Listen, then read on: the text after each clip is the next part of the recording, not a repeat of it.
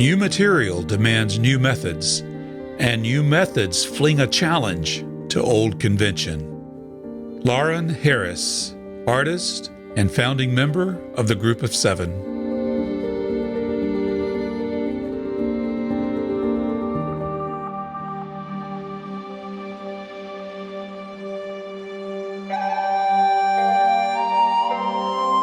This is The Artful Painter, art lessons for artists, collectors, and people who love art.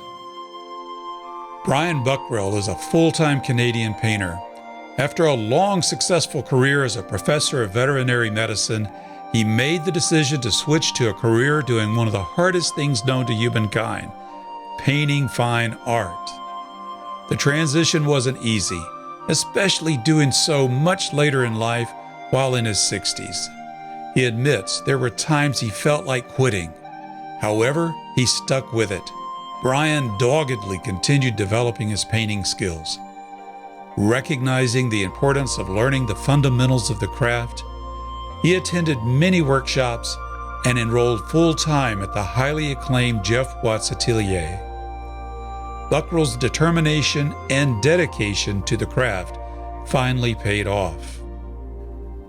Today, despite challenging health issues that both he and his dear wife, Cathy, have to deal with, he enthusiastically creates bold, beautiful, expressive paintings of the great outdoors that they so much enjoy together. Because of the joy viewers experience in seeing his art, Brian's colorful paintings grace the homes of many collectors around the world. Acrylic is Brian's medium of choice. Modern innovations and developments in acrylic paint provides an exciting medium and playground for Brian to explore and experiment. It allows him to paint quickly what he loves to paint in the way he wants to paint, and most of all, have fun. Now in his late 70s, Brian Buckrell proves that it's never too late to paint and have the freedom to play. My name is Carl Olson, and this is The Artful Painter.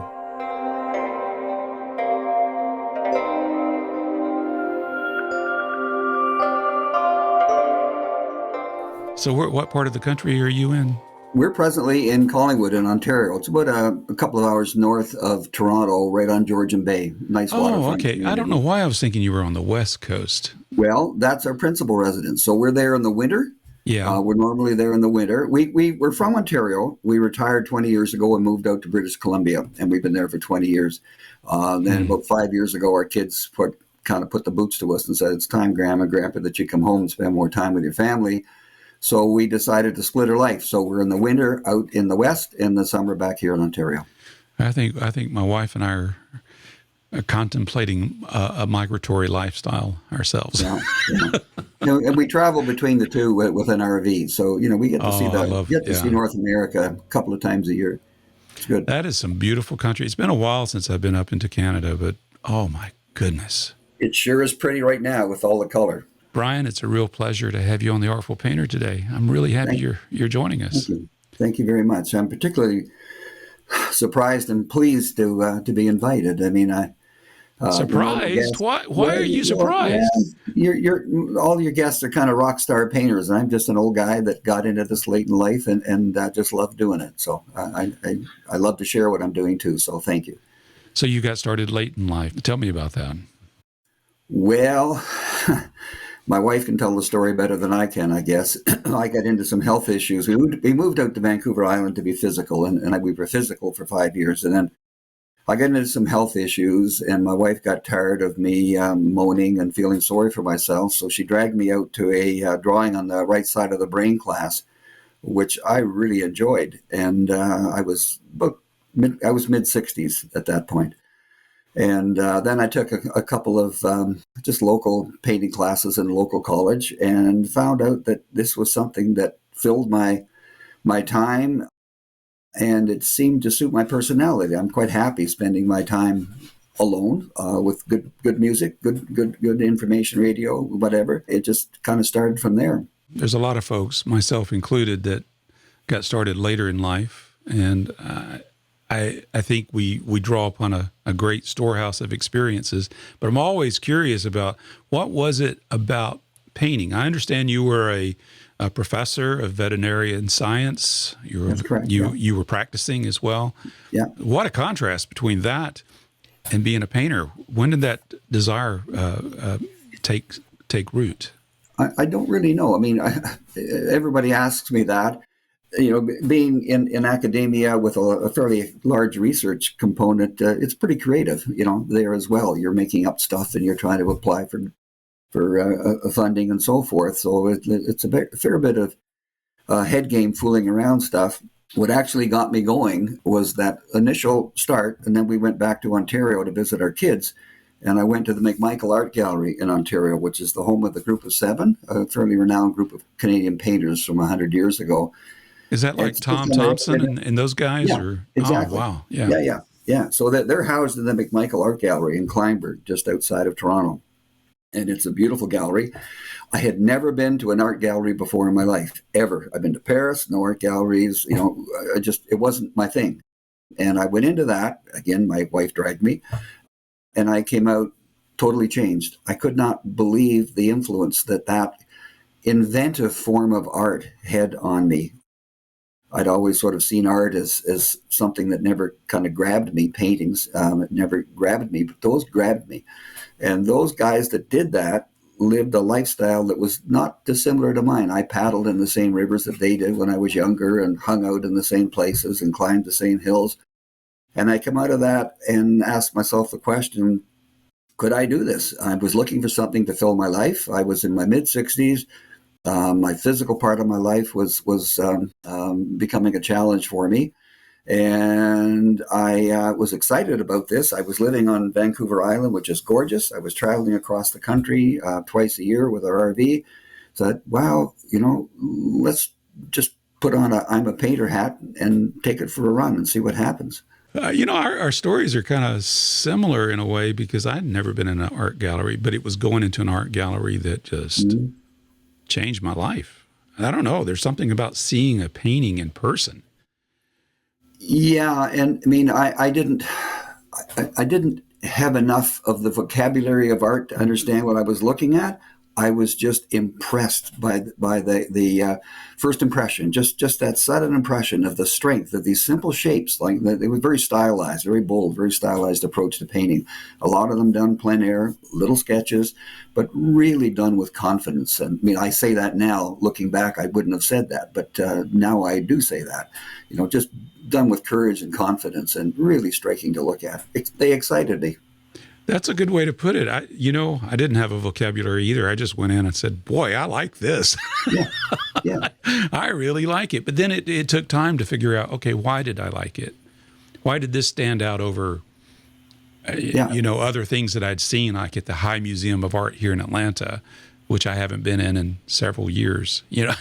It's just, there was a profound difference between it and the art that I was seeing locally that really touched my heart. Yeah, and certainly, along the same line, the art that I looked at 10 years ago that I liked back then, I have very little liking for it today, other than sort of the Group of Seven, the stylized stuff. The art that I like today is much more abstracted and stylized and painterly, I guess. And I wouldn't have liked that back at the beginning. So, I've changed considerably in the decade that I've been painting. Well, I think growth and change is good. That's a sign of a curious mind, someone that is wanting to experiment. And I think when I look at your art, and this is one of the reasons I wanted to talk to you today, is your art is beautiful, it's bold, it's fun. You look like, when I look at one of your paintings, I said, he had fun painting that. Am I off mark with that? I'm in my late 70s now, and if I'm not having fun, I'm not doing it. I don't need this. I just love this. And a lot of people talk about my work, and they talk about, what was it, the bold and the brash, whatever, but nobody has said the beautiful before, so that's, thank you for that. But it's just, And that's why I've gone to acrylic. My initial training was in oil down at the Watts Atelier. I spent a lot of time down there in figurative stuff and portraiture and so on. And I came back, and I had no commercial interest in painting. I wasn't going to try to make a living out of this. I didn't need to or anything. And then things just kind of happened. But it happened because I got into acrylic, and acrylic gave me freedom. It let me do what you're saying. It let me play, let me experiment and try things. And if I didn't like it, zing, I just changed it again. I often call it a dummies medium because any dummy can use acrylics, because you can just constantly revise and make changes. And that gave me freedom to play and be much more inventive. And that's the fun I get out of it. So, well, that was my first medium. That was the first painting. Yeah, it was. And I agree with all of those things, that it was very forgiving. But, they say that about oil painting too, don't they? Do. Yep. Maybe it's forgiving in a different way. I don't know. But I still have a fondness for acrylic.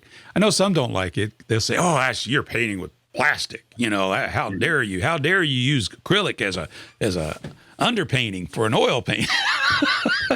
I'm not in that school, man. I mean, it's all true. And actually, I think the American art community is much more critical of acrylics than the Canadian art community. It's much more accepted up here. The galleries accept it much more. I mean, it's growing down there. I see some very, very strong American acrylic painters, but it's extremely commonplace up here. I never understood quite why, but that's my impression of the difference. Well, I was curious about this too. It's been a couple of years ago, but I went to the Booth Museum here in Cartersville. And one of my favorite painters is John Nieto. Unfortunately, he died about a year or so ago. But he started off in oil, and then he went over to acrylic. And he has these beautiful paintings. I just love them, very stylized. A lot of them are Native American themes, and I just love his paintings. But there are two paintings at the Booth Museum hanging side by side by him. And I don't think the public would ever know which medium those two paintings are done in. Yeah. They couldn't tell unless they're trained. I think an artist who is experienced in both mediums could probably tell from the patina, but you really, just from a distance, you can't tell the difference. One is oil, it was an earlier painting, and one is a later painting in acrylic side by side. It's amazing. Yeah. I mean, it's technique, it's the brushes, it's all of those things. I mean, I can, right off the top of my head, John Poon, Charles Movalli, Robert again, all of those were oil painters, and they transitioned over, and you can hardly tell the difference at all. Eric Jacobson does a fair bit of oil and acrylic. Can't tell the difference. It's sort of more how it's done than the medium itself. So you started off in oil, and then you went to acrylic. What was the transition point there? When did you say, I'm going to do this? I started in acrylic at the very, very beginning, locally, for that first year. Mm-hmm. And then, I mean, I found this really difficult. I mean, I've got degrees, I've got a great career, I've had a great background, but art is the hardest thing I've ever tried to do because of the subjective nature of it. When you're beginning, there was no clear right or wrong, good or bad, and I found that really challenging with it. So I decided I was going to get as much training as I could. And one of the things I did was to go to the Jeff Watts Atelier in Encinitas, which was a fabulous experience. I spent 6 months down there full time. And they beat the acrylic out of me and beat the oil into me. And so I had to work with oil. That's brutal. That's just brutal. But that must have been an amazing experience to be in person 6 months at a place like that. I mean, I was in my mid-60s. Do you know Stan Prokopenkoff? Yes, I do. I listened to their one of my favorite podcasts, the Draftsman Show. Yeah, he was one of the instructors. I was in my mid-60s, and I think he had just turned 20. And the place was like that. I was this old guy. I could have been their grandfathers. And they beat the heck out of me, but they treated me so well. And I learned so much from it. I can remember Stan coming past me one time and smacking me in the back of the head. And Buckrell, control your values. It was like that. It was serious learning. Like, it was no fooling around. It was serious stuff. But it was wonderful. Absolutely wonderful. Best adventure of my life.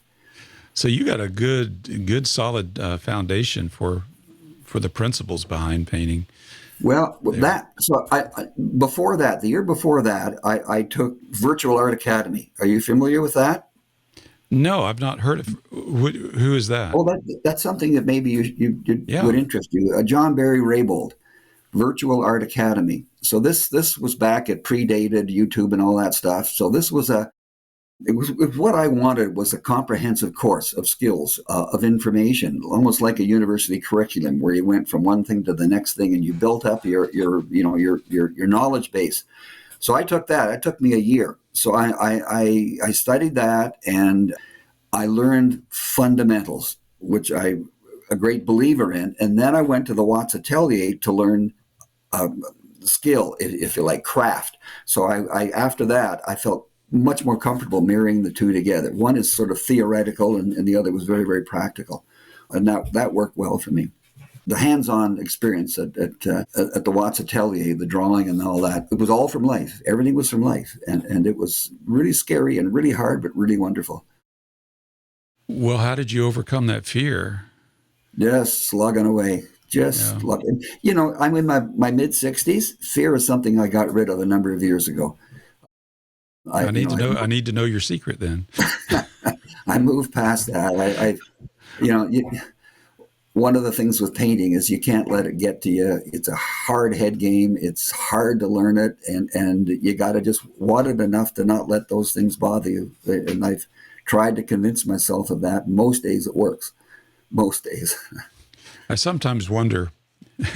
I was thinking about this a while back when I would take workshops. I haven't taken a workshop in a while, and I miss the experience of being around people. But I notice in my classes, there's only be like 2 or 3 guys, Yeah. and Yeah. I'm thinking, I wonder why guys don't do this more, Yeah. I ask that question. I ask that question all the time. I mean, to me, I'm outdoors. I do a lot of plein air, so that's my golf, that's my fishing. I'm outdoors. I've been, just wonderful adventures. It's cerebral, especially guys my age. I mean, what are they filling up their life with? There's only so much TV you can watch, and it just boggles my mind. I do a lot of workshops, and they're almost all exclusively ladies. Really. Yeah, that's And been my experience. Just attending a workshop is it's yeah. mostly women. Anyhow, it's remarkable, actually, Yeah. and it's disappointing. Well, maybe more will come. We'll Yeah. have to see about that. Yeah. I know, like you, I said I'm going to do this. I want to do this. So here I am, and one of the things that helps me overcome my fears is talking to people like yourself. That's I've never verbalized this. It's one of the reasons I do the podcast is it helps me talk to people. I'm kind of an introvert anyway, so I think many artists. I am very much so, and I enjoy that, quite frankly. Yeah. And so COVID wasn't all that stressful for me as it is for some people. But I think most of us artists are not necessarily loners, but we like our own time, and that's why this kind of thing, or teaching and all of that, where you can interact with others. Zoom has been just fabulous for me, just interacting with other artists, and I really enjoyed that. So you also conduct workshops, right? Yeah. I've been doing workshops for about 6 or 7 years now, and I really enjoy them. What topics do you cover, and what's your objectives in your workshops? My focus is fundamentals. I tell them, don't come to my workshops to make a pretty painting. You come to my workshops for learning. My Zoom workshops are usually a series of 4 to 6 3-hour sessions, one a week or every second day, or however the group wants it. And I do about an hour of a topic, and then we do demos, and I do exercises and that. And then I have a Facebook page that they join, a Facebook group, and we share the results of their demos and so on, and chat back and forth for a couple of weeks after the workshop. So it has been surprisingly fun for me, and I'm booked with 2 to 3 a month from now until April of these Zoom workshops, and that's awesome. It's really, really going well.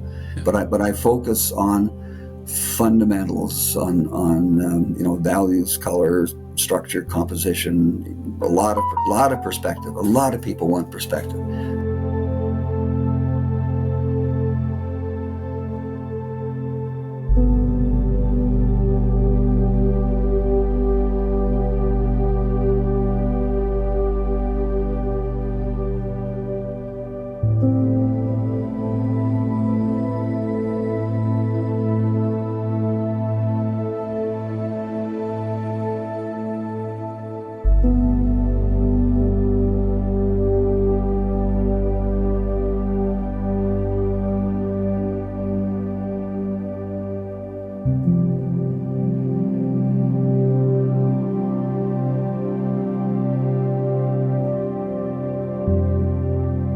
Yeah, and I mean, I have taken over 40 workshops in the decade I've been painting. We used to take our RV and head down, and we'd do a couple in California. Then I would link up with somebody in Arizona, and then go into New Mexico, and then I'd come up and grab one in Oregon and drag my wife, along with me, and they were just wonderful adventures. So I got a real sense of where I felt the good and the bad were in the delivery of a lot of these programs. And well, yeah, one of the things I found is a lack of empathy, that a lot of artists that are excellent painters and good teachers, but at a level that's beyond a lot of the students, and they can't remember what it was like to learn, what it was like to be at the beginning. And that was a real problem for me, and I really tried to work hard to overcome that in my own. And I mean, I've only been painting for a short period, so I should remember how difficult it is. No, it was remarkable in some workshop. As an example, I'm a big proponent of doing a little sketch before we paint, and trying to encourage new people to do that, to get the thoughts together, to get a plan and so forth. And as you progress more in painting, and I do less than I used to, but a lot of artists don't do it. And so I was in workshops with just outstanding painters. And I asked them the question, oh, we used to do that. That's how I started, but I don't do that anymore. Like, well, we're not here. We want to know how to start. That's just an example of how I found some of them frustrating. There was always something good. I never came away from a workshop without benefiting from it. And just the adventure of it, hanging out with these rock star painters, was always fun. I bet you were an awesome professor.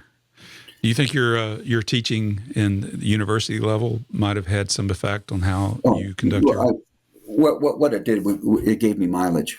It gave me some sense of I guess, organization and creating curricula and that kind of thing. But it gave me mileage, and so I'm generally pretty relaxed when I'm presenting. I wouldn't have had the confidence prior to that to do this kind of thing. But yeah, here we are. It's an art. It truly is an art to teach. Yeah, I mean, like any other art, it's skill based. I mean, it's based on knowledge and information and practice and so on. But yeah, I mean, there's a real. I mean, if you go to enough workshops, you can see a real difference for sure. Well, I haven't been to 40 workshops. I just that's amazing. But you gained a perspective that most of us would not have gotten if you hadn't have done that. Yeah. I mean, and I got beaten up pretty bad from a lot of people for doing that. I said, that's not how you do that. Your head's going to be all screwed up. You won't know whether you're going left or right or whatever. But at the beginning, I didn't know what medium I wanted. I didn't know what kind of painting I wanted. I was just an open book, and I wanted the experience. So seeing how everybody did it was a wonderful thing for me. And you come back, and if you paint enough, you become you over time. Yeah, and I've been in the other side of it where I didn't really want to take a lot of workshops because I didn't want to paint like that person. I wanted to learn the fundamental. Of course, they were good about teaching that, but I just felt like, okay, now I need to go back and apply what I'm learning before I take another. But that was just my approach.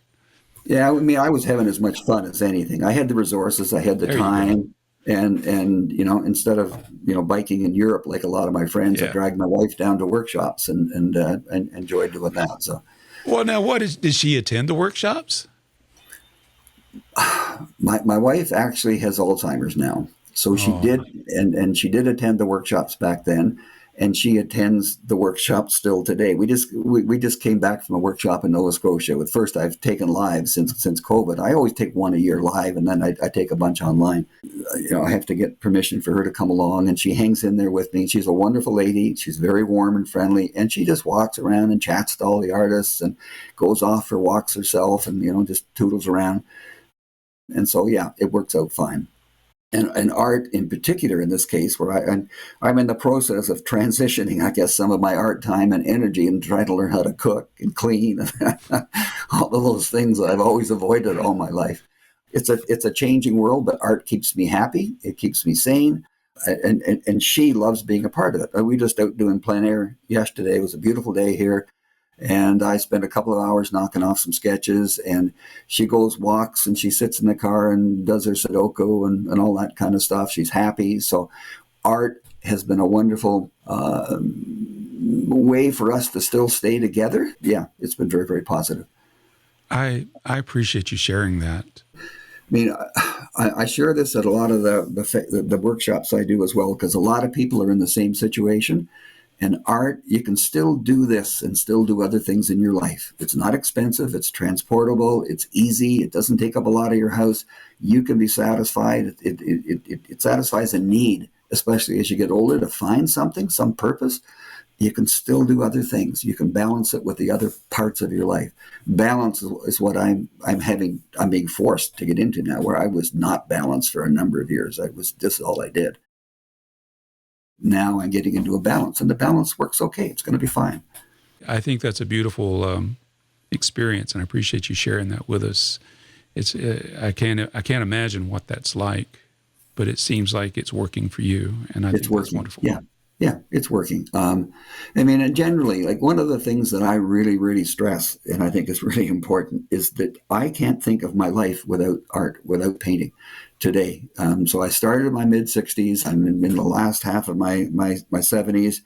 I hope I can get another decade out of this, but a lot of the people that take my workshops are in my age category. They have retired, going to retire, some of them into their 80s, and they want to know my sort of route to do this in my senior years.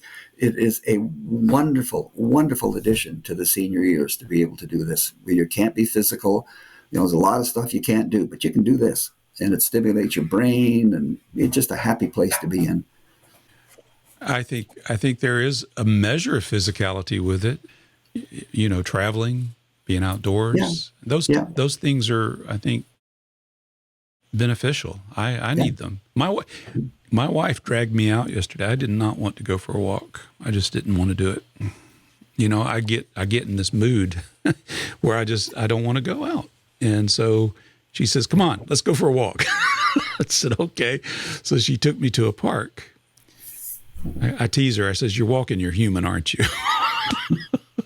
But we ended up having a blast. So sometimes I have to overcome that. But I benefited from that, and I appreciate her persistence in pulling me out. So one of the things I find fascinating is you do these 12 by 12 panels.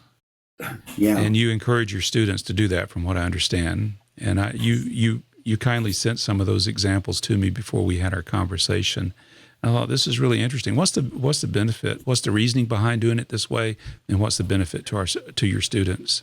Well, I've always been taught at the beginning, you should be painting small, you should be painting many, and painting fast and outdoors if you can. About 4 years ago, one of the galleries I'm in started doing this 12 by 12 Christmas show thing. And they wanted me to make a dozen or half a dozen paintings, and I thought, no, this is 12 by 12. There's no money in this. There's no return. I got lots to do. I'm busy. Yeah, they convinced me. They're really nice people, and they talked me into it, and I did it, and I enjoyed it, and they all sold. And the next year I did 20, and the next year I did 35 or 40. Last year I did almost 100. And these things take me, and I can do anywhere from 2 to 3 an hour. And wait. 2 to 3 in an hour? Yep. Yeah, 2 to 3 an hour, absolutely. And now that I've done like 400 of them now, and so I can look back on some of the others. A lot of it's all from memory. It's not. It's just banging. I play with different brushes. I play with different color combinations. I might do the same sort of theme, and I'll do it, in a different combination of colors, color harmony, and so on. So it's experimentation, and the big thing is speed, no fear, and just banging them in. As fast as you can. And that's, to me, a wonderful learning thing for folks to consider. Some way to do that, where like everybody is so uptight about making a good painting, and you can't learn to paint that way, right? You got to be willing to make bad paintings, and it's miles and miles of bad paintings that makes your good paintings work. And doing them on a little canvas, like the 12 by 12s, works really well. And it can be surprising. I've had some students do those things, and they thought that they were no good at all. And yet you set them aside and look at them and think, they are really interesting. Like, they're fun, they're inventive. And so that's been a very positive thing for me. So you're not necessarily using a reference. You said some of them come from your imagination. like sometimes I'll have kind of a reference in my mind, but I never like copy it. I just take it and play and change. But now that I've done so many, I mean, it's just in my system. And plein air helps teach you that too. You can bring home things in your mind from plein air and do creative things. But it's just play. It's just play. And not all of them work, but the ones I save have been happy. I mean, everyone's sold. That's not necessarily an indicator of success, but it's nice.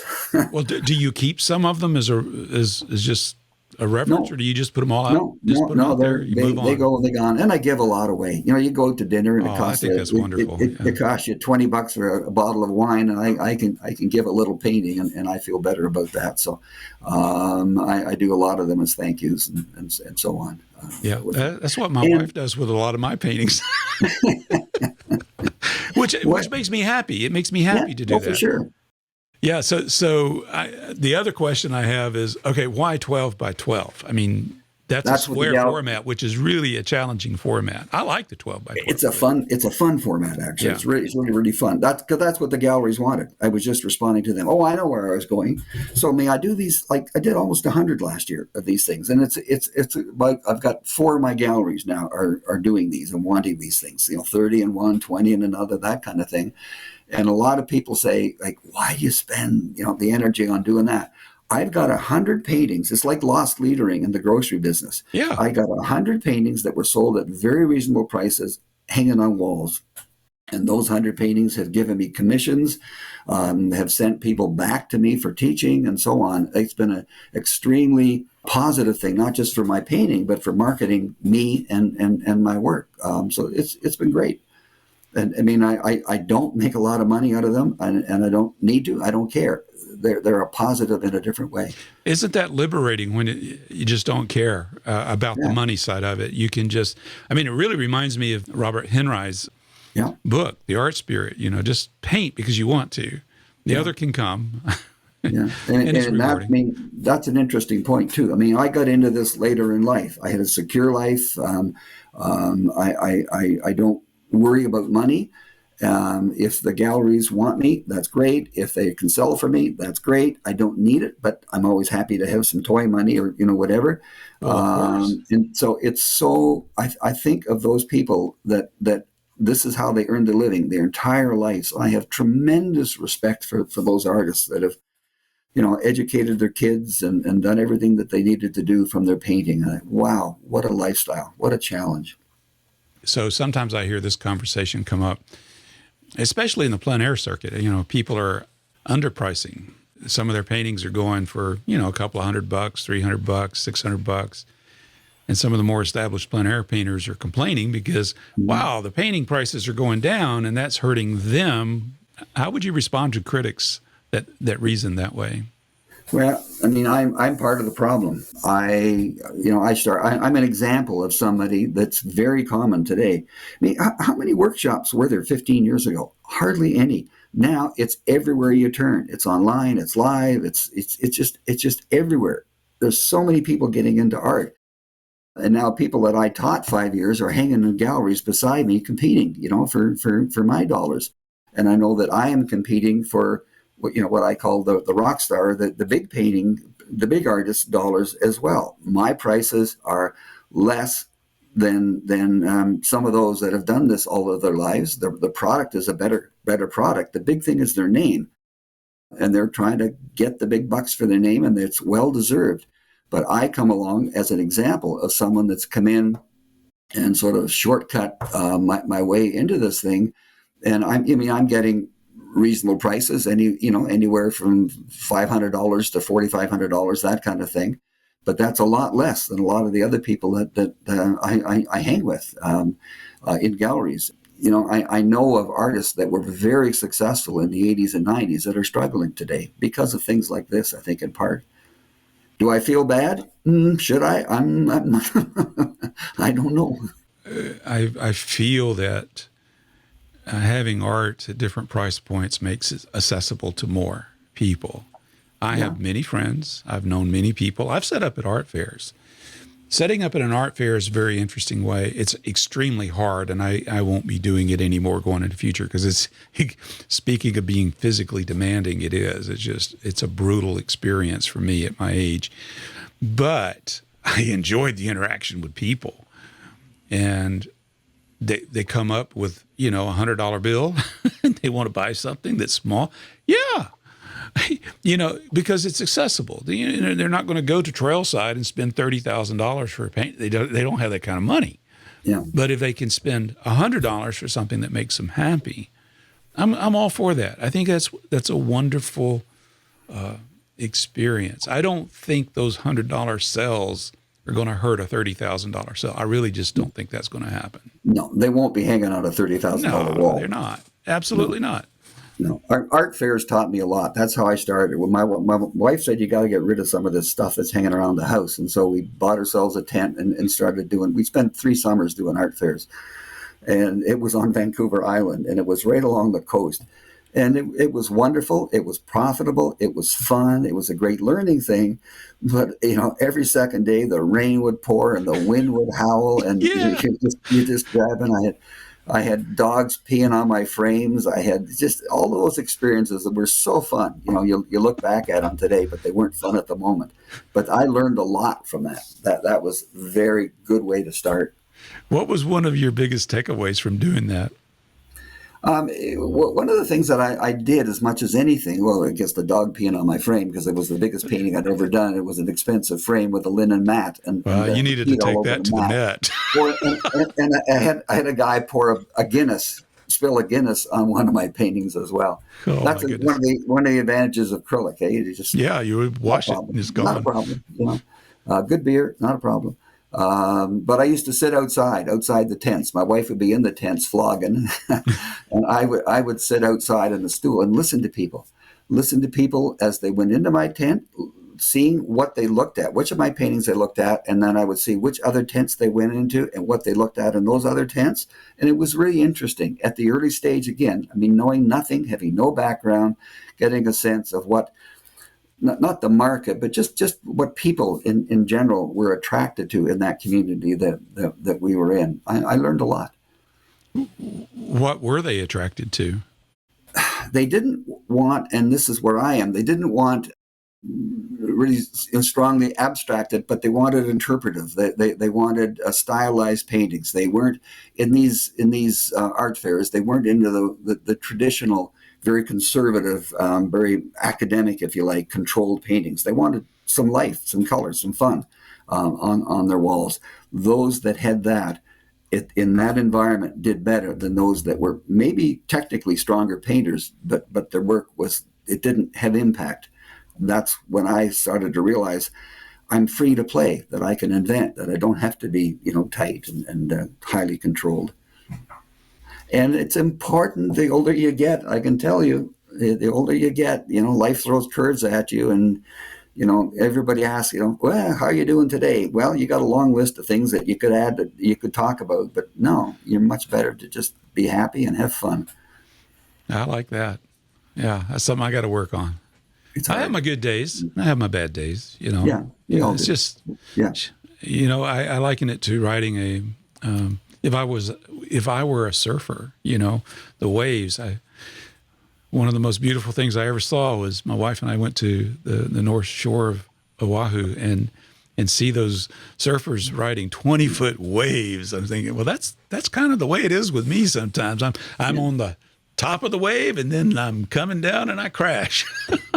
Yeah, I mean, that's not unusual, and particularly in painting. One of the things that I start with in all my workshops is try to work on people's heads. It's a huge head game. It was for me. Like, I'm a pretty level-headed guy, but this art thing has beaten me up. I had down times where I thought I should quit, that I can't do this anymore. I'd come back from a particular workshop, and everything fell apart. I'd go upstairs and whine, and my wife would yell at me to go down to the studio, shut up and paint.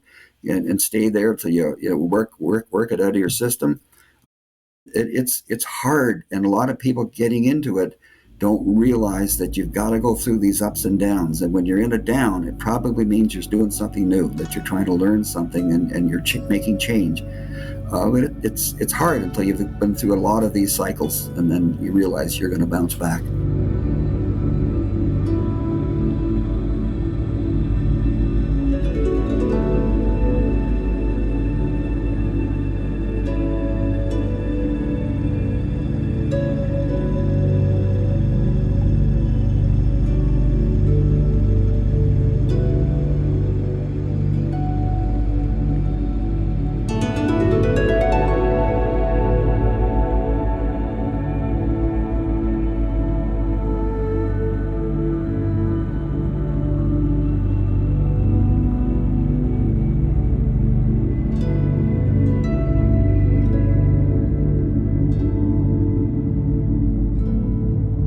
So another thing, thinking about workshops, you've talked about it from the standpoint of you were a student, you teach workshops. I'd like to know what you think makes a good student of a workshop. How can we benefit from that? Yeah, that's interesting. I think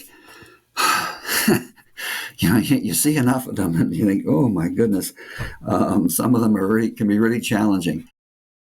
What makes a good student is listening, being open, and not having expectations of themselves or the program that are unrealistic.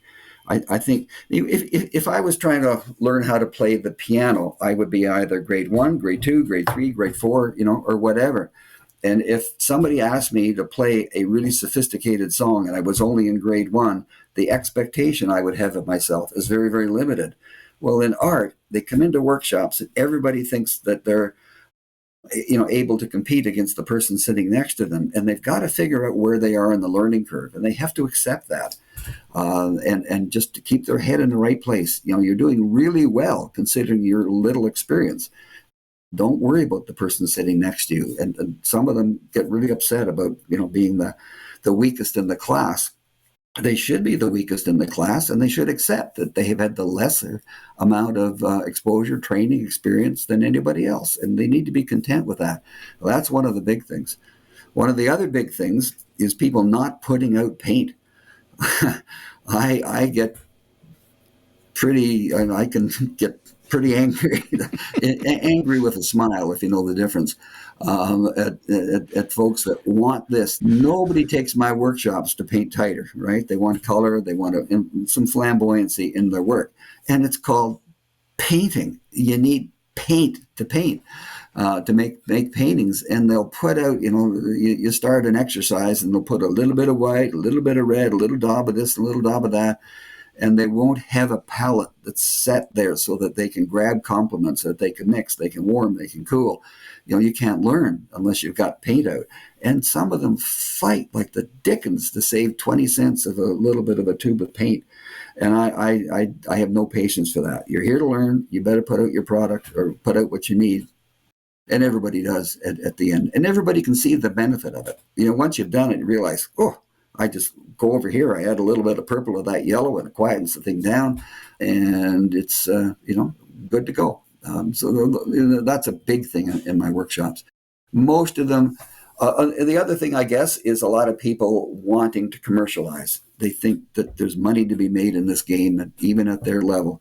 And I try to convince them that if they get good, it's product quality, product quality, product quality. If they can produce a quality product, then the market, to some degree, will find them. Yes, they have to promote it as well, but don't promote early. Don't show your early paintings on Facebook or Instagram.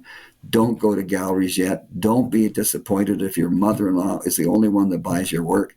And be extremely self-critical. You got to start slow with modest expectations and let the ride come to you. Anyhow, I'm jabbering on. No. That's a good lesson. One of my instructors, Ralph Oberg, told me the same thing. The exact same thing. A lot of these folks are really excited about what they've done. They are just highly energized. This is hard, and they produce something, and it's very ordinary, but to them it's really, really special, and that's wonderful. But keep it in the family. Just hang on to it until you've progressed a little bit with it, in my opinion, anyhow. The other big thing is, how do I develop a style? Holy cow. Everybody wants a style. And that's the other thing that I try to discourage. Just paint. Learn the fundamentals, and then paint, and your style will come, just like your signature. People talk about that. But everyone sort of wants an immediate identifiable style so that they can sell paintings, and that doesn't work. And if you do that, you're stuck with that style forever. And that's terrible. Yeah. Fortunately, that's not been the one thing I've ever worried about. I just like to paint. And sometimes I experiment with some radically different things just because I want to try it. You know, I like different things. If you're stuck with the style, you can't do that. How do you grow? Where's the adventure? I mean, the adventure is in the learning. And if you can't play and fool and experiment because you think you have to do a particular way, I can't see that being any fun or not even profitable in the long run. Yeah, I agree. You know, the experimentation process is a very fun process to me. I like to see what happens when I do something. Yeah. Sometimes it doesn't work, but you know, you learn from the things that don't work as much as you do the things that do work. Yeah, generally I invest a fair bit of time in planning. Like I manipulate my photos on software sort of the night before when we're watching TV. I take an image that I think I'm going to paint the next day, and I spend a lot of time preparing, planning. I do sketches and so on. And then when I'm painting, I go. And I want serendipity. I want an uncertain outcome. Even though I've started with a plan, I won't end up with that plan tight. I want happenstance with the work that I do. So that's the fun. It's the adventure of deciding. I picked up on something you were talking about there. You know, you're using digital technology to complement what you do. Huge, and that is a big part of my Zoom workshops, and that's something I can do in Zoom workshops that I couldn't do in otherwise. I have photo manipulation software, and then I have digital drawing. So I can take people's images and I can show them how to manipulate them, to enhance them, warm them, cool them, chop them, do a whole bunch of things on that with the software. And I think that really, really helps people realize that you have freedom. Like a lot of people say you can't paint from photos. I mean, a photo can be changed in so many ways, and it's still a part of the creative process. And you can beat the heck out of it, and you can take one photo and have 10 different outcomes from it. And learning that, having the freedom to know that you can take an image and manipulate it and take it in a different direction, but it still has the bones that photo had that attracted you initially, can be really, really helpful to a lot of people. So when you introduce the use of digital technology, do you get resistance from your students at first? None. So some will say, well, you know, this is not art. I mean, art is something that comes from above or something divine. And no, you're creating a product, and you want to create a really good product. You want to be inventive and imaginative. And any tool that you can use, in my view, and I think the view of a lot of others, I know almost every artist that I work with now does some manipulation of their images. It's still a part of the creative process. I mean, it's just you haven't moved into the paint yet, but you're still developing your style, your technique on the whole thing. I mean, it's moving from being a painter to an artist where you're trying to create. I always sort of thought about learning to paint the fundamentals as an undergraduate course, and then creativity is a postgraduate course. You got to learn the undergraduate stuff, then you can get into freedom. And this software idea, the component of adding software, allows you to have this freedom to make changes, and it teaches them what they can get away with. Well, and if they're really concerned about dabs of paint, experiment on the iPad. Yeah, and then execute, you know. So that's the different thing. I mean, that's the digital drawing, and what I really like about that, and I use that now that my wife has the health problems. I don't have as much freedom usually to do plein air outside, where you got to spend a couple of hours, and she will lose patience with me. So I can do a digital sketch in 20 minutes and be quite comfortable with it.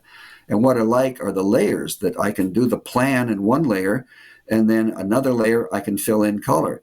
And then on another layer, I can try in a completely different color harmony. And then I can do something crazy with another color harmony, but I've still got the initial sketch. I've got the shapes and in some cases a value sketch that are the foundation of that experimentation. I can come back to that. So it lets people see what they can get away with. I never thought about painting a tree purple or a sky green. Now, look, I can do it. I can do it here, and it doesn't cost me anything. And I kind of like it. And I get a lot of that coming back. What technology are you using? What apps? For my imaging software, it's ACDC. It runs on both iOS and Windows. And I mean, we used that in the university. Back then, it was a database organizer for our slides and so on. I've been using it for 30 years. And it's moved into a very powerful tool for manipulating. And it's a lot less expensive than some of the big guns.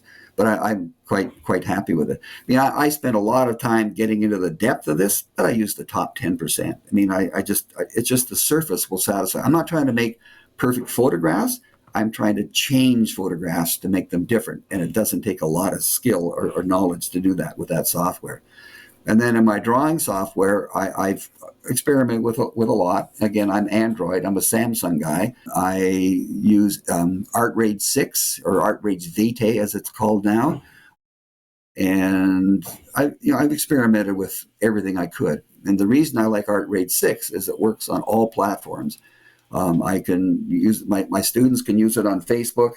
On iOS on the Apple products, but I use it on Android. I have the little Samsung Note phone, so I've got my little stylus here, so I can sit in the barbershop and draw people or whatever. And then I've got it on my desktop, on my laptops, on my tablets. I go outside. This is how I do my initial sketch now when I'm in the field. I'll just That's your plein air kit. That's my plan. It's part of my plein air studio kit. Studio in your pocket. Yeah. Yeah. See the magnet? See the steel? Mm-hmm. I magnetize that to the top of my palette. So I've got my little sketch there, and I can play with colors and make decisions about it before I get my paint going. So that's been helpful. But I can do that in the field, and then I come home and my internet's working. Dropbox grabs that, throws it onto my desktop, and I can take and manipulate and change it and all this kind of stuff. So it's fun, it's inventive, and the students so far have really enjoyed it. I think it's a fun thing to do. See, I came from digital and then went to the analog. My reasons for going to analog is I wanted something that I could touch that would be lasting. Yeah. But I still love the digital side of it because there's so much room for experimentation with fun. that. Yeah, it is. It's just fun to play with this stuff. Yeah, so the software you said was ArtRage? Is that ArtRage? ArtRage 6, and they just come out with a new version called ArtRage Vitae, Vitae. I don't know where. We'll provide links in the show notes for that. Yeah, I haven't heard of that one. Oh, it's a good one, and it's particularly good. It's recognized for its oil brushes over some of that. Like Procreate is recognized for drawing. ArtRage is recognized for oil brushes and that kind of thing. I mean, there's Revell. There's so many. I've experimented with just about all of them, just fooling around. But this is the one for the practical reason is that it works on all platforms and it works both iOS and Android. So my students, depending on their allegiance, can all work with it. I'm going to have to check that out. I may be buying that app. People buy this for the first time and they look at it and think, my God, like this is so deep. It's so sophisticated. Yeah. You use the top little layer of it. I mean, you just, once you've got those things you need figured out, which doesn't take long, you're off and running. You don't need to worry about all this. I'm not a digital artist. I'm using this as a tool to enhance my painting. Exactly. Yeah. And I think that's a good distinction. It's a good distinction there. And we should view all of these things as tools. Yep.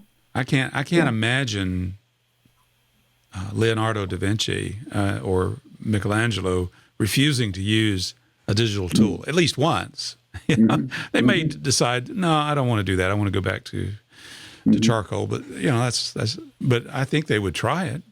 Probably charcoal was probably the leading technology of the day. Who knows? Exactly right. Yeah. I mean, you think about this. So your medium of choice right now is primarily acrylics. Yes. That's a new technology, Yeah. relatively speaking, in Yes. the scheme 50s. of painting. Yeah. Yeah. Yeah, and it's changing so much. The new products are so much better, and I one of the things I get asked a lot about is the fact that it dries so fast. I can't get it to dry fast enough for me because I'm a layerer, and so I mean, if you're used to layering things, then the acrylic works well.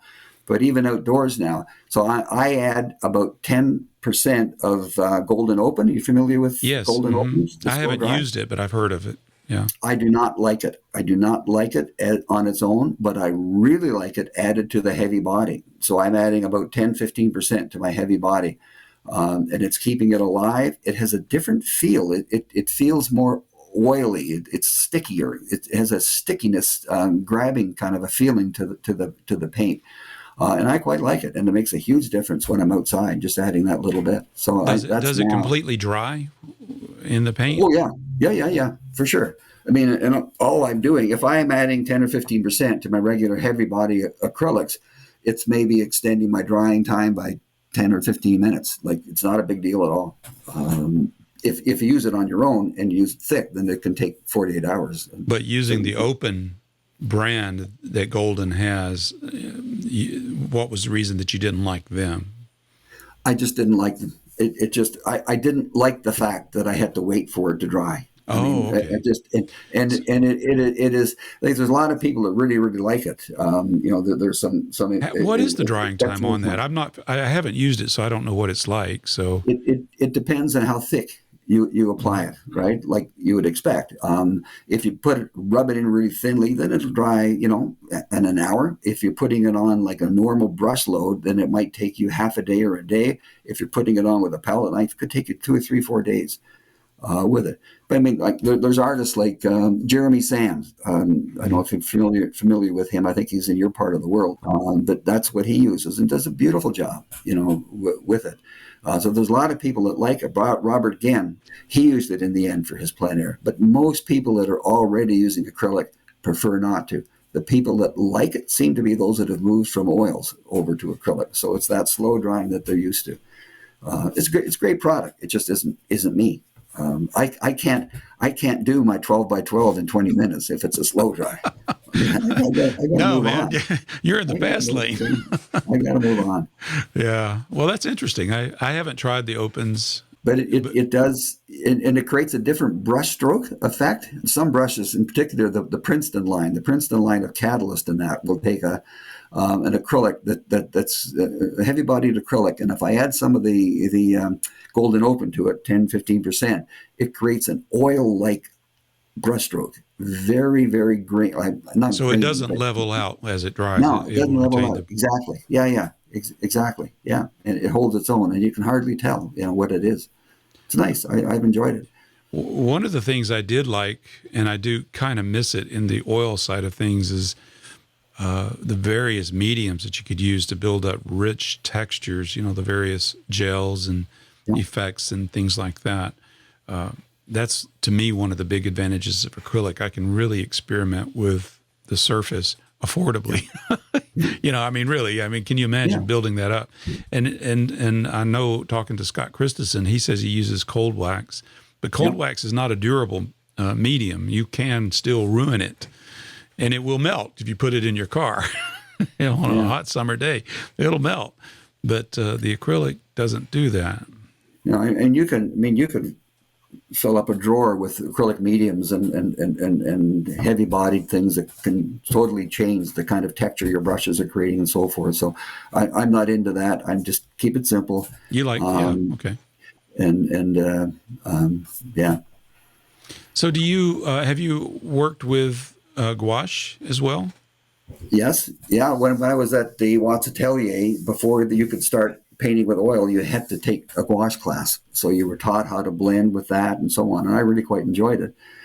And 2 summers ago, I guess, when COVID first hit, again, because my wife's issues prevents me from spending as much time as I would like outdoors, gouache was a very practical, portable. I've got a little tiny kit, and I can, knock off an 8x10 fairly quickly with that, even faster than it can with acrylic.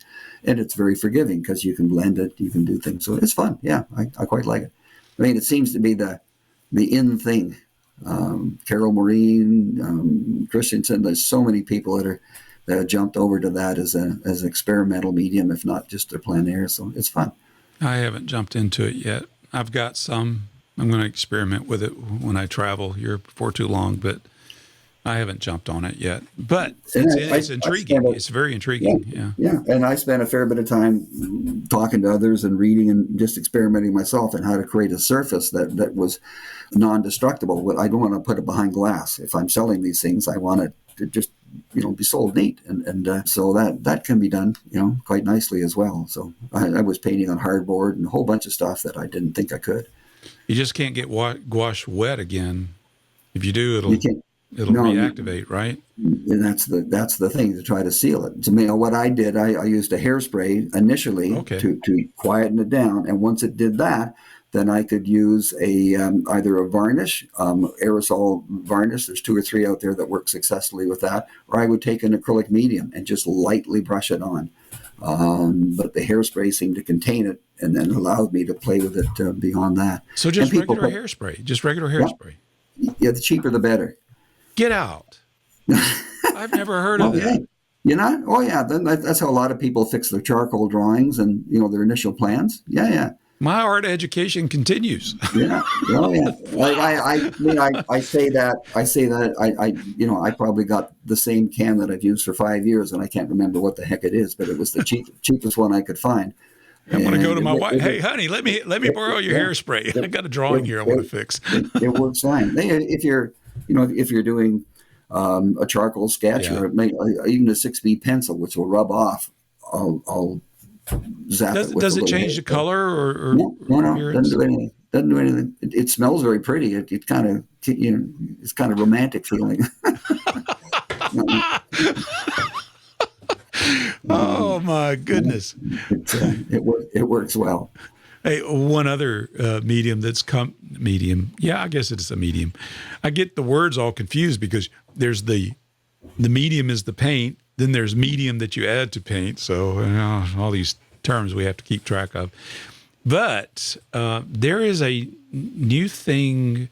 It's a gouache-like, but it's not really gouache because you can't reactivate it. There's some of the manufacturers are coming out with that's an acrylic gouache. Yeah, acrylic gouache. Yeah. So it's gouache that you can't reactivate it. And I didn't want to try it. If I'm using gouache, I want gouache. I want to be able to reactivate it and blend and that kind of thing. So I'm not totally clear. Some of the big guns, Liquitex has got a whole line, Golden's got a whole line. So, they've invested in this stuff. They think it's going to be a biggie. But why not either gouache or acrylic? Why an acrylic gouache? I haven't figured that out. So. Yeah, because like we were talking about, it seems like the advantage of the gouache is you can reactivate it. Actually, you could pour tubes of it in a pan and add water. You don't have to worry about it drying. But the acrylic stuff... That's what I do with my gouache. It's hard cake. I just squeeze it in a little container, a little small guy, and it's got little squares in it. And I haven't used them for months. And I'll just take it out, little aerosol spray, and it's active again. That's very handy, very practical. Back in the day, early in the digital age, as a matter of fact, one of my favorite magazines I had a subscription to was Step by Step Design, and they were all the time talking about gouache, but never in the way that you and I are talking about it, or folks like Scott Christensen and others who have discovered it as a wonderful medium to work with and experiment and explore. But there was a reason for it. It was because it was not glossy. It was completely matte. It was easier to reproduce the artwork that was created with gouache. And that fascinated me back then, but I never tried it because of that. But now it seems like the whole purpose of gouache is kind of changed. No one's taking photos of it for reproduction from, a magazine standpoint, I guess. So I mean, the things that I do on the finish turns it into a bit of a semi-gloss. It is a little more zip to it. So the flatness. I mean, there's a new line of flat acrylics too that Golden has, just flat acrylics, no gloss. I don't understand the need for that for me with it. So interesting. But you look at someone like Jeff Watts. He's a master with gouache. Just fabulous work that he can do. With that, and there's so many. A lot of them are down in that Southern California movie scene, all through that area. Wonderful gouache painters. I know there were many things we could have talked about continuing, and I hope you and I continue to have discussions before. I want to express my deep gratitude for you being on The Artful Painter today, and I also want to express my deep gratitude for your kind and honest feedback and your support of what I'm doing here at this show. So thank you so much for being a part of it. Thank you. I mean, I hope you realize what you're doing, how much it contributes, and how important it is, especially to developing artists that have no sense of what this world is all about. You do it extremely well, and it's extremely important. I just say, and I thank you. I thank you for doing it, and I thank you for inviting me. Well, it's been my pleasure.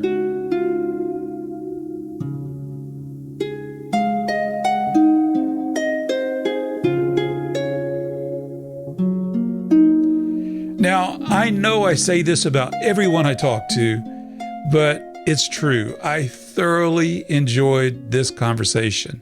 I enjoyed this conversation with Brian Buckrell. I think this is one of those episodes that truly touched me deeply. And it wasn't so much about the painting or the technique or the medium or any of that. I was so moved by Brian's devotion to and consideration for his dear wife and his willingness to share the challenges of dealing with his wife's Alzheimer's. That is a true love story. I think you would agree, wouldn't you? It's a true love story if I've ever heard one. So Brian, kudos to you. And we certainly wish you and Cathy the best as you continue to paint the great outdoors of Canada and wherever you roam. Now, I recorded this episode back in the fall of last year, and I deeply regret that it's taken so long for me to publish this episode.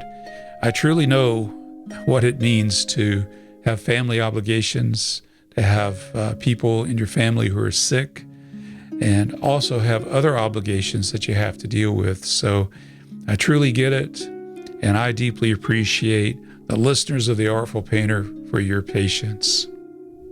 Now, this segment's going to be long because it's been a while since I released an episode, and I want to turn this show around. This is going to be a show about the listeners. I've gotten so much feedback, and I'm going to share a good bit of it.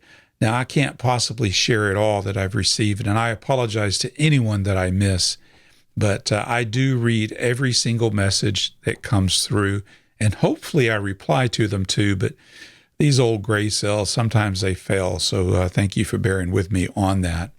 So I'm going to start at the top with the people that I call the associate producers. These are the ones who provides financial support to The Artful Painter with their generous donations.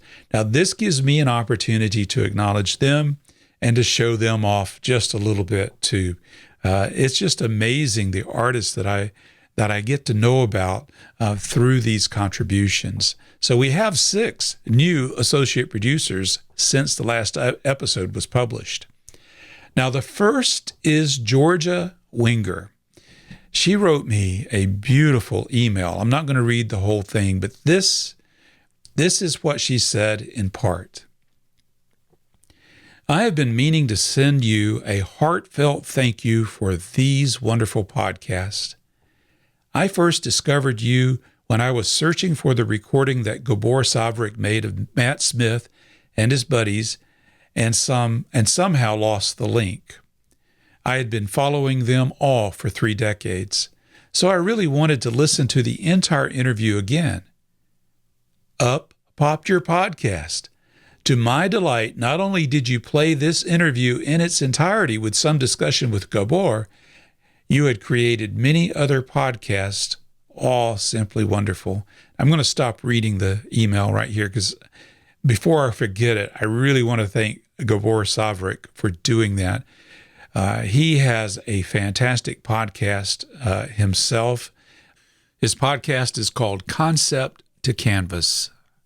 I'll provide a link in the show notes to it. I enjoy it immensely, and his training that he provides through his websites is absolutely stunning. So many thanks to Gabor for making that possible. That was a very fun episode to listen to and to incorporate as part of the Artful Painter. So I'm very indebted to Gabor for that.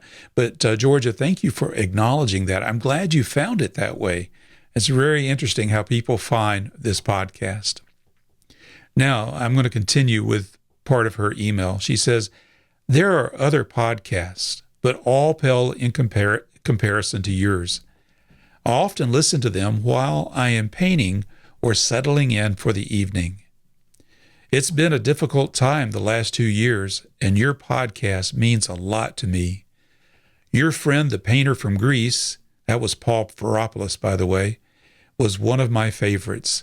As I listened to him explain talent, skill, rounds and flat surfaces while eating my dinner, I began looking at my kitchen cabinets, the jar of utensils, pans on the stove, and other appliances. He was so spot on. What fun it would be to paint with him. Okay, Georgia, Paul Veropoulos is a very fun guy to be around. Him and his wife, Dina, are amazing. Met them first back in the island of Samos. That's a part of Greece. The island of Samos is actually mentioned in the Bible. I think I forget the verse, but it mentions how the Apostle Paul had touched the Isle of Samos. Now, no one knows really what that means. Did he land at the port there, or did he just simply sail around it? Samos is very close to Turkey. And in fact, some people use Samos as a jumping point to go visit Ephesus in the country of Turkey. So you can actually see it. You can see the Turkish shoreline from the shore of Samos. It's a beautiful place to paint. And Paul and Dina are an amazing couple, and they do have a school where people can go and watch. They really encourage people to express themselves however they want to with art. So it's really interesting. You can go visit him and Dina. I'll provide a link to their website and just along with these show notes here for this episode. But anyway, I digress. Let me continue with Georgia's email. She says, I painted outdoors early on after trying watercolor, acrylics, and then water mixable oils before moving on to traditional oils. I went to old bookstores and purchased so many books on landscape painting and drawing that my husband had to purchase bookshelves to hold them all. Well, if you're looking at the YouTube version of this podcast, you can see my bookshelf here. And I will, now you said your husband had to do that. Well, in this case, my wife designed this bookshelf system for me. I just sawed and nailed and screwed it in. But she's the one that designed my bookshelf system here. She gives me a hard time about my books, but that's okay. She loves me anyway. Anyhow, I understand that book addiction. Very nice. Anyway, she continues, just like the crayons in the large box when I first started, I bought lots of colors and made lots of mud. When I found these two books, Alla Prima, along with Making Up Color Charts, as Richard had shown, she's talking about the Richard Schmid book. I think most of us have that, or at least want it. It's a wonderful book. And also Kevin's, and that would be Kevin McPherson's books, showed the range one could get from a very limited palette. That's when things started to move along. So anyway, I thought, I love hearing your stories. And Georgia, thank you. Thank you for your support of the show. Thank you for sharing your story. I know she says, sorry for the long-winded story. It's okay. I like reading it. It's really nice. So thank you for that. I really do appreciate it. So anyway, she says the way you produce these podcasts, the quality is amazing. Your interview style is really refreshing, and each new podcast is a treat. So thank you for that, Georgia. I very, very much appreciate your email and your generous contribution to the Artful Painter. You are now one of my associate producers of the Artful Painter, so thank you. Now, let me go to a different associate producer. This is Pat Cross. She has a beautiful website, patcrossart.com. Her artwork is absolutely beautiful. I love it when anyone sends me an email or makes a contribution to the Artful Painter when they include their website or social media. So in this case, Pat did just that. Just take a look at this beautiful artwork that she did. It's incredible. And thank you for sharing your URL to your website. It makes me happy to be able to share it. I will have a link in the show notes, and it's also on my website. If you go to theartfulpainter.com, click on the Donate tab, scroll down, and you'll see all the list of associate producers there. And those that have provided a link, if you click on their name, it will take you to their website or their favorite social media account, whichever that they preferred at the time that they made the donation. But she wrote a really nice note. She says, I enjoy listening to the podcast while painting and drawing, but I anticipate yours with particular relish. First class. You've built quite a creative community with your radio voice. Radio voice. I don't ever think of myself having a radio voice. Anyway, she says, let me reread that.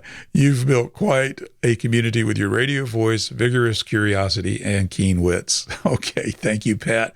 I really appreciate it. And thank you for joining my ever-growing roster of associate producers. Your generosity is very much appreciated. My next associate producer is Melissa Kuzma. And I hope I'm pronouncing your name correctly, Melissa. But anyway, this is what she said. Thank you for the Artful Painter. This wonderful podcast series has been a wealth of information and inspiration since I started painting in November of 2020. Melissa is a new painter. Oh, welcome. This is awesome. I'm glad to hear that you just started painting, Melissa. Anyway, she continues. From paints to mediums, canvas versus boards and board types, discussions on the use of photography, marketing and gallery experiences, and everyday struggles, each interview holds hidden gems. Your interviews are so well done. You have an ability to quickly develop a good rapport with the artist. Your humor helps bring out the best in them, and your questions are on point. I appreciate that you catch and return to important points made during discussions. The coverage of technique, processes, materials, and philosophy is so helpful. Your attention to technical aspects sets the series apart, particularly your keen editing and appreciation for audio quality. Earlier, I purchased one of your sketchbooks. It is so beautiful, and I love the personal note. I've been saving it for a worthy project and have recently started filling it. My town has a historic walk with 56 stops. Man, that's got to be amazing. That's somewhere in Maryland, I believe. Havre de Grace, is that it? I don't know. I'm terrible about pronouncing things. So much for the radio voice, right? But anyway, she says, my goal is to use ink and watercolor to draw each stop. It keeps me practicing my sketching skills. I'll learn how to use watercolors, and it will be a great keepsake. Perhaps I'll write back when that is finished. I hope my donation will help keep your projects coming and that you will find some time to get out there and paint too. Melissa, thank you. I can't wait to see what you produce with that sketchbook. You know, I sold a ton of those sketchbooks, but of late I haven't been selling them because the paper is just so hard to get right now. I know everyone's tired of hearing supply chain issues, but that's pretty much it. It's just, and the paper has just gotten extraordinarily expensive. I mean, at the rate things were going, I was going to have to start charging nearly $100 for a sketchbook. And that's a bit much, I think. So anyway, hopefully that situation will settle down and I can start selling them again. I enjoyed making them. It was very therapeutic, and I always love hearing people's stories. Melissa, thank you. Thank you very much. You are now an official associate producer of The Artful Painter. And check out her, I almost said check out her website, but she doesn't have one yet. But I bet she will. I bet she will in the near future. You just watch. If she keeps applying herself to painting, she'll have one. So way to go, Melissa. Appreciate it. All right, my next associate producer, Kay Crane. And again, she provided her website, so check it out. Very nice work here, Kay. I really appreciate it. And this is what she said. Hey, Carl, I accidentally came across your podcast, and I have so enjoyed the ones I have listened to so far. It makes my daily walk go much faster, and I love to listen on road trips when I'm driving by myself.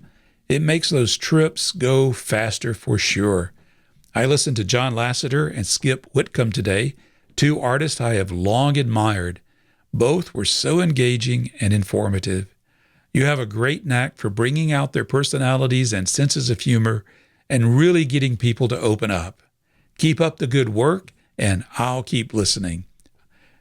So, and she mentions she sent a little donation in exchange for the enjoyment that she's gotten from the podcast. So, Kay, thank you very much for that. And thank you for sharing your website as well. I deeply appreciate that. Let's see. Here's the next one. Now, this individual, this person has been a long-time supporter of The Artful Painter. And he is the one that introduced me to what he calls the puppuccino. You got to see it. Check out his Instagram. His name is Alan Bloom. He has been a recurring and longtime supporter of The Artful Painter, and he loves animals. You got to check out his Instagram account, so I'll provide a link to that as well. But Alan, once again, thank you. I enjoy his emails. He sends me emails from time to time. It's a real picker-upper for me, so it's always good to hear from Alan. And Alan, thank you for your support, and thank you for what you do for man's best friend. Okay, puppuccinos. I need a Carlacino right now to keep me awake. All right, and another associate producer is Ann Curry. Her artwork is absolutely amazing. It's beautiful. I've seen her work. I attended a workshop where she was one of the class members, and I've got to say, I almost just packed it all up and went home. You ever feel that way, right? What she was doing in the class was just amazing. Very humble woman, but a very fine painter. And I really appreciate Ann's support. I've included her website here as well. And you can see her work is quite beautiful. She's a fantastic painter. So Ann, thank you for joining the roster of associate producers of The Artful Painter. And I hope I get to see you again in a future workshop here in the Georgia area. So thank you for that. Now, if you want to see a list of all the contributors to The Artful Painter, all you have to do is go to theartfulpainter.com and click on the Donate tab. So I really appreciate it. I do have a new way to support The Artful Painter. You can support it on a recurring basis. It's and I do give a little bit back with this. It's a membership area that I've created. It's called Artful Methods. And I'm gradually adding segments of books that I'm reading and performing. There really are a performance. So I have Whistler's 10 o'clock lecture in there. I recreated that as if you were actually there. That was a fun one to do. Of course, he was quite a pompous guy, but he had some interesting points there. My favorite is The Art Spirit by Robert Henry. What an amazing artist. And I just love that book One of my favorite parts in that book is called My People. You have to understand at that time, the world, when he wrote that article, I think it was in 1915. It originally appeared in the Draftsman magazine. He was just so disappointed at the outbreak of World War I. He had traveled the world. And so all these people killing one another were of the same, they were all of the same family. And he just couldn't understand how people could do that. It's interesting that's in that book, but there's a lot more to it. It's not that heavy all the way through it. It's very inspiring, the art spirit. So anyway, that's in Artful Methods. That's about 9 hours of recording, and I'm working on right now on Burge Harrison's landscape painting. That's a brilliant book. It has stood the test of time. Now, some of his terminology is a little off. He gets off on what he calls refraction. He wants to, sometimes we get that way. We want to create a word or a buzzword and hope everyone adopts it. So he chose refraction. But really all he's talking about is lost edges. But it's quite interesting. It's really quite interesting. It never caught on, but the concept is solid. So it's very interesting to read. So I've got about 4 or 5 chapters of that published at the time of this recording. I should have the entire book done by the end of March. And then I'm going to move into another book. So I keep adding to it on a monthly basis. It's $10 a month. That's all it is, $10 a month or $100 a year. So that's one way you can support The Artful Painter if you so desire. No pressure, no obligation. It's just something that, I provide for those that are able and want to do that. So anyway, you can go to theartfulpainter.com, and on the homepage, you'll see a link to Artful Methods. It's also on the shop tab. If you click on that, you'll see the Artful Methods show up there. I will eventually put some samples and things so you can hear it. Right now, you can't hear it. You don't really get a whole lot out of it. So I know that may be a big risk for everyone, and you want to hear it before you try it. But so I'll make that available soon. Okay.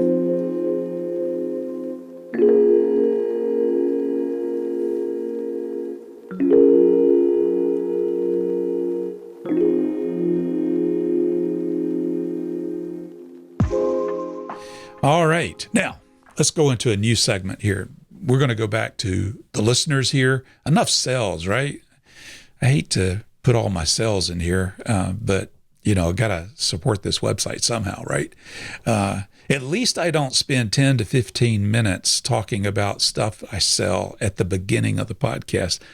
All right, listener feedback. So this one comes from Melissa Dixon. She says, hello, I just wanted to take a moment of your time first and foremost to thank you for a podcast that brought color and atmosphere to my very small world. I live in a rural town where I practice law as little as possible so that I can have time to paint. Sorry for sending this from a legal domain. So she's talking about her company, her law firm. She says it's the only one that she has set up. It's no problem. I don't mind, Melissa. It's okay. She says, since I live in a more rural area, I don't typically have the benefit of meeting up with other creatives. When I found your podcast, it allowed me to experience the joy of creating among equals and having those late night art discussions I often miss. And for that, I thank you. Keep creating an artful life for us. And thanks again. Melissa, thank you for that. Hey, and I got a suggestion for you. You may have already thought of this. Since you're in law, you're practicing law, you could take something that's not a whole lot of fun and turn it into something that is fun. I think when you take something, law itself may not be fun, but we benefit from your expertise. And so the fun can be in helping other artists, perhaps, in law matters. There's so many, what do you do, interpreting copyright law, who owns intellectual property, handling sales and disputes and refund. There's just all kinds of things there. I mean, I'm just making stuff up on the top of my head. I'm not a lawyer. I often thought if I were a lawyer, would I be more like Perry Mason or Ben Matlock? I'd probably be more like Ben Matlock. So anyway, I'm not a lawyer. But you're in a unique position to have some fun with what you do. I can tell that what you really want to do is paint, and I get that. This episode with Brian Buckrell is very typical of that. I mean, worked for decades as a professor, and, he enjoyed that, and he developed many skills, but now he's painting, so I can sense that. But take what you know, and perhaps you will be able to find joy in helping others with matters of law, where it's legal to do so, of course. All right. Now, the next thing I want to share, this is interesting feedback. A couple of years ago, I did a painting. It's based on my travels in Colorado. I was on the West Slope. Actually, I was in Delta, Colorado, and I saw this old drive-in restaurant with a for sale sign on it. It still had a lot of the equipment in there and signs were hanging up, but it was obviously in a dilapidated state because it hadn't been used in some time. And I knew there had to be a story there, so I took several photos of it. And I created a painting. It's one of my favorite paintings that I have, but it was an old Dairy King with a K, in Delta. And not too long ago, I drove by it. Back in October, I drove by it, and they'd spray painted the whole place black. I guess they were trying to spruce it up, make it look attractive to sell, but I think it just really sucked the life and character out of the place. So I'm glad I caught it when I did. And that is a good lesson for all of us as artists. If you see something, grab it then, because when you go back, it may be gone. It may be gone. So go ahead and do it now. I've heard other artists talk about this, David Boyd, John Lasseter, and others. Go ahead and capture what you see, because it may not be there tomorrow. And so that's what I did with this place. It wasn't plein air, but I took several photos, and then I made several sketches and modifications and that sort of thing. And then I painted it. It's a large painting. It's 36 inches high, 48 inches wide. It took me a long time to do, but I really enjoyed this painting. But I did a video on it on YouTube. It's called Oil Painting the Old Dairy King, Delta, Colorado. And I'll provide a link to that on YouTube. But a couple of the family members have actually reached out who saw it, who they were related to the owners of the old Dairy King there in Delta. And it was amazing to hear from them. So I got this message. I don't know the person's name because they use an alias on YouTube. The alias is Eternally Resilient. I know that must mean something, so I don't know who he is, but I will trust that the story is true. I would like to think it's true. It sounds plausible. But this is what he says. He says, my grandparents started and built and operated the Dairy King, and he's talking about the one in Delta, until they passed over. Their names was Bonsall and Verla Huffington. So it's nice to have those kind of details. You see how that story is fleshing out there with that old drive-in. But now, get this. He says, I spent every summer creating the best memories of my life. My grandfather had a trampoline park at the Dairy King as well. I spent all day eating peach and apricot ice cream, jumping on the tramps, listening to the jukebox, playing pinball, and learning about God and life from my grandparents. Man, what a story. What a story. I'm glad I captured that while I could. So do that. If you see something along the road, there's a story behind it. And this place I felt strongly that there was a story behind this place. And so it's nice to hear from family members that were connected with that to verify that. So I'm grateful that this gentleman left that beautiful comment on that video.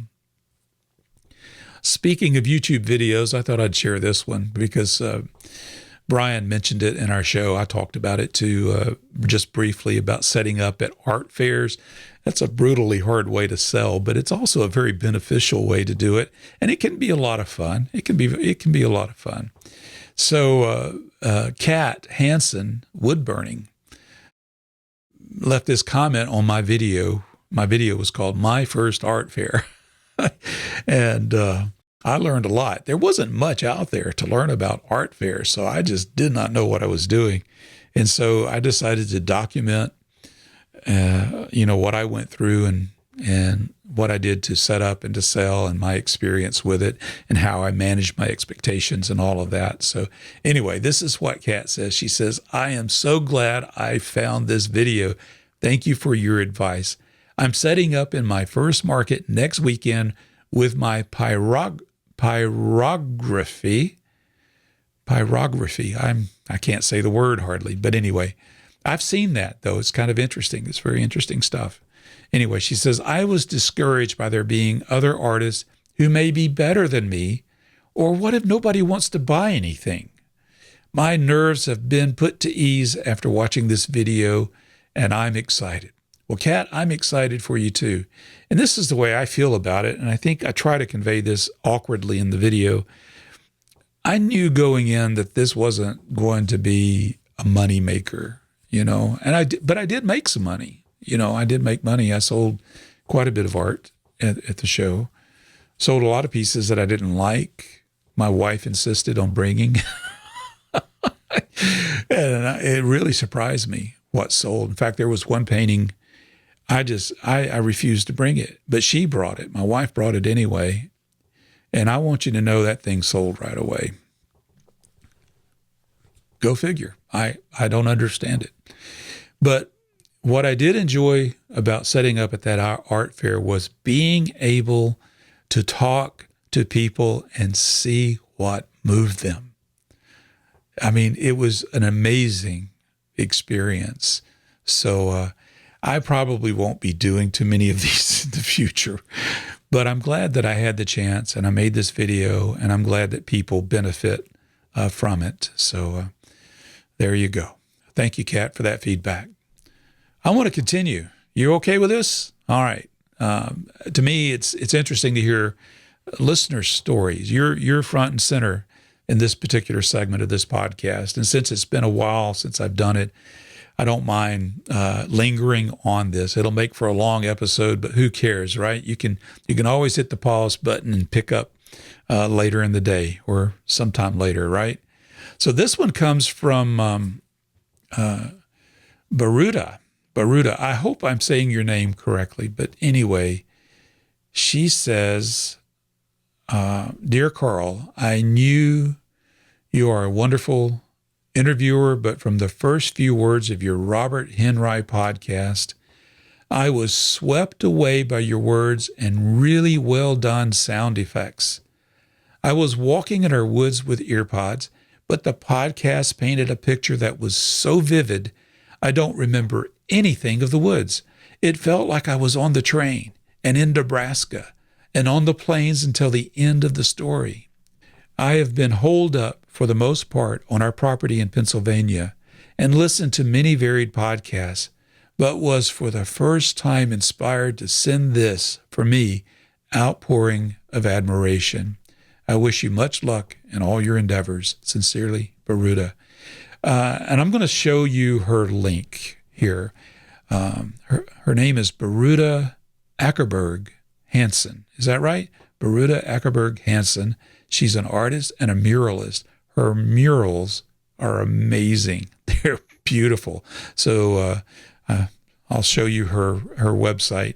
Her website will be in the show notes. And if you're watching the YouTube version, hopefully you're seeing a clip of her website right now as I speak. So anyway, Baruda, thank you for that kind comment.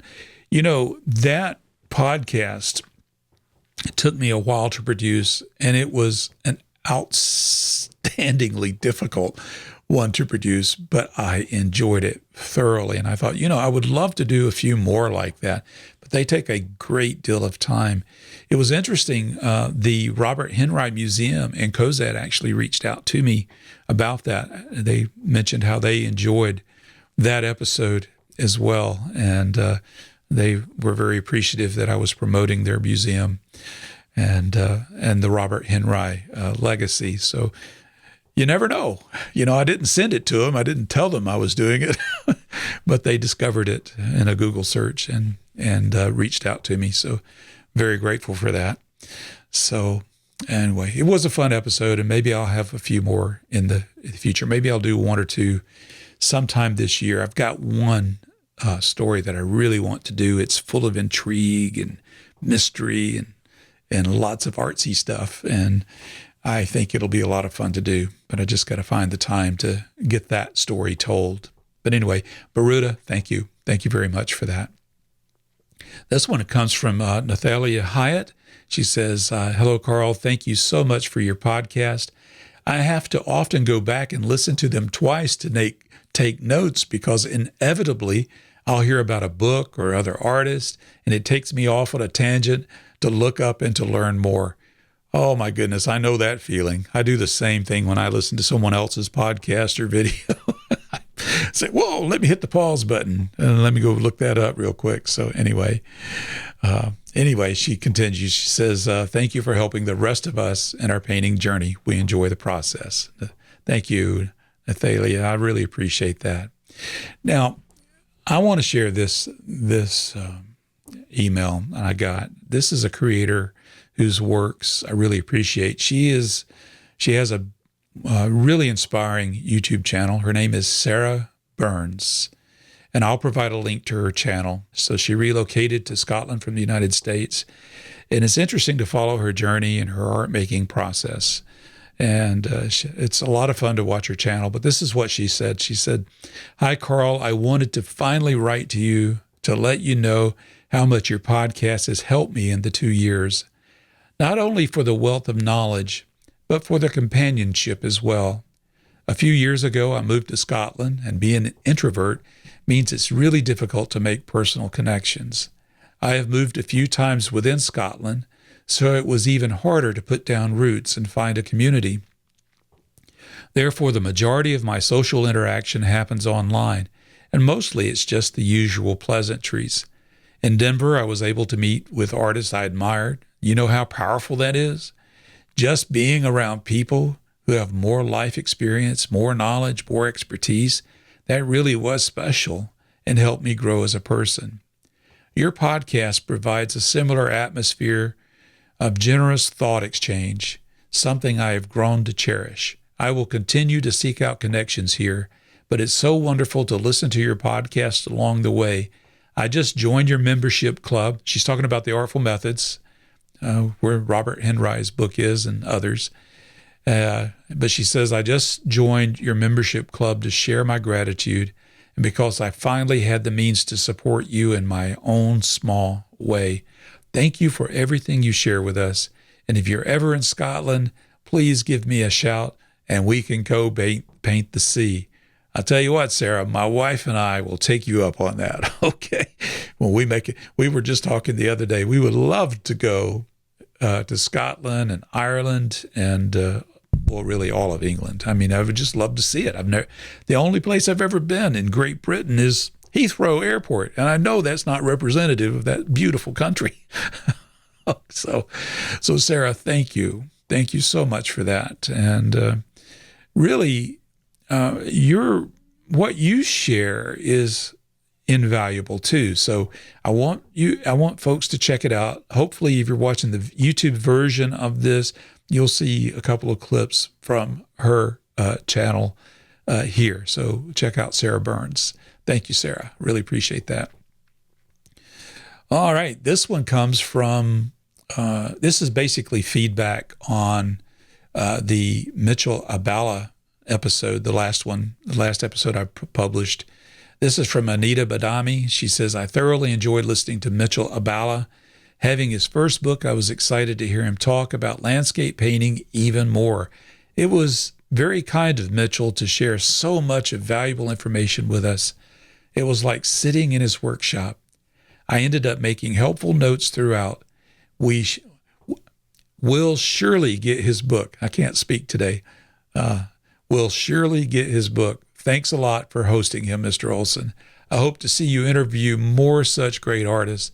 Also, I liked hearing your thoughts on challenges of photography and outdoor painting, which is a struggle for most amateurs. But what was encouraging to hear from you was this struggle is essential to get to the next level of art. So true. All the best for your channel. I'm fairly new here and loving it already. Thanks again from India. Anita Badami from India. Oh my goodness.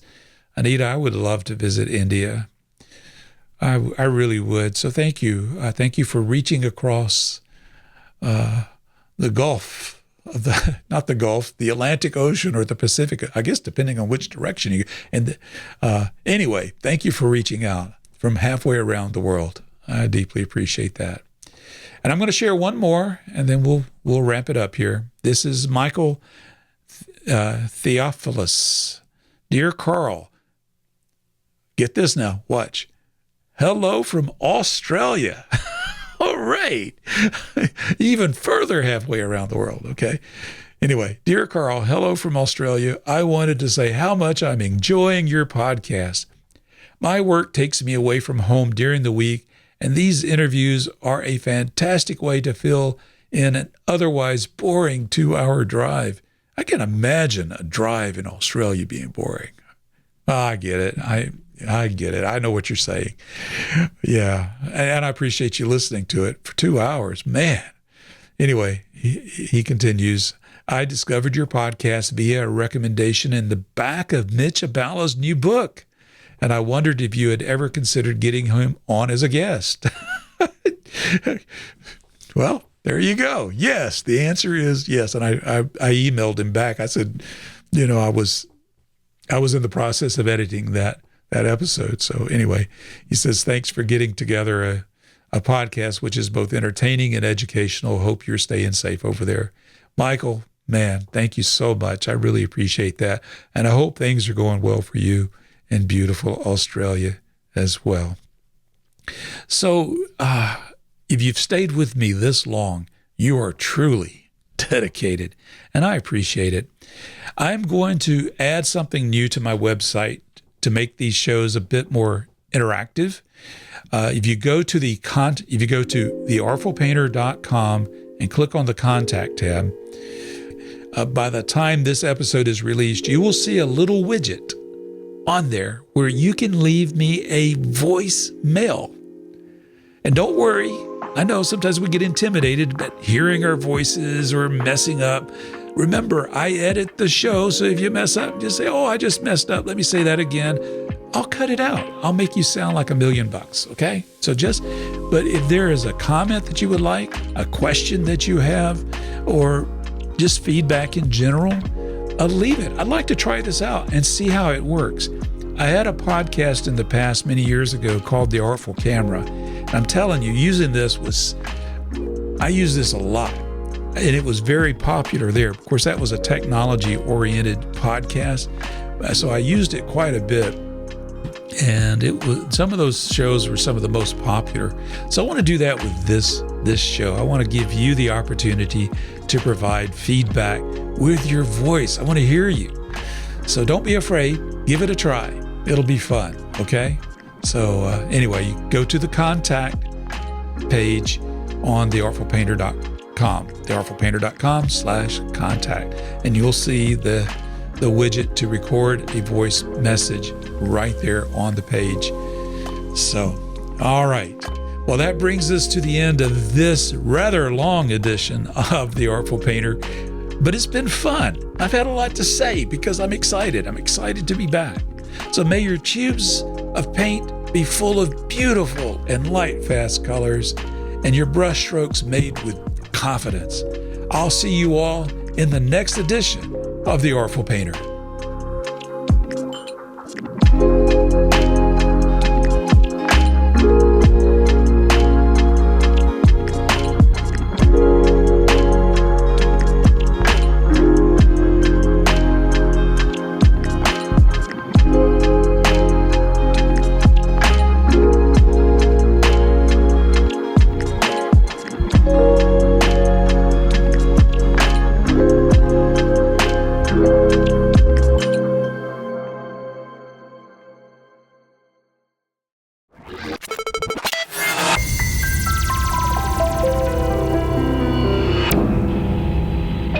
the picture on the TV.